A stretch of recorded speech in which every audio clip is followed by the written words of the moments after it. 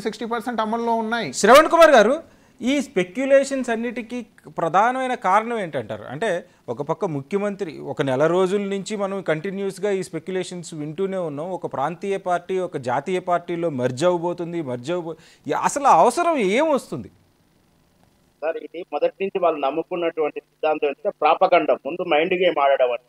తెలంగాణలో ఉద్యోగాలు ఇవ్వలేదని చదివారు. ఇచ్చిన కేసీఆర్ పెట్టిన ఎగ్జామ్స్ ఉద్యోగాలను ఈయన పత్రాలు అని చెప్పుకున్నాడు. వాస్తవానికి మెర్జ్ అని ఎవరు చెప్పాలండి? భారతీయ జనతా పార్టీ చెప్పాలి, లేదా బీఆర్ఎస్ పార్టీ చెప్పాలి. కాంగ్రెస్ పార్టీ ఎలా చెప్తుంది? రేవంత్ రెడ్డి ఎలా చెప్తాడు?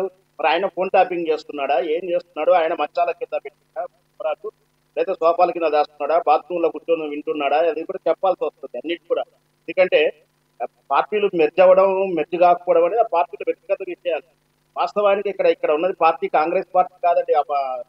ప్రభుత్వంలో పాలనలో అది Reddy Congress already BJP Narendra మోడీతో టైఅప్ అయ్యి మేము ఎప్పుడున్నా మా కాంగ్రెస్ ఎమ్మెల్యేలు కూలిపోతారు, మాకు పదవి పోతుంది, అప్పుడు నా పదవి కాపాడడానికి నేను సహకరిస్తానని చేసుకుని ఆయన రెడ్డి కాంగ్రెస్ గా ఫీల్ అవుతూనే దాన్ని పనిచేస్తున్నాడు. కానీ ఆల్రెడీ ఆయన బీజేపీతో టైఅప్ అయ్యాడు.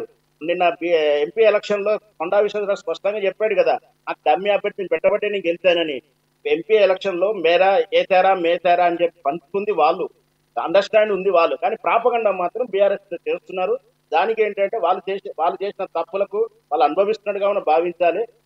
ఎప్పుడైతే ప్రజల నుంచి దూరంగా వెళ్ళిపోయి ప్రజల నుంచి వస్తున్న స్పందనను పట్టించుకోకపోవడం వల్ల వాళ్ళు దెబ్బతిన్నారు.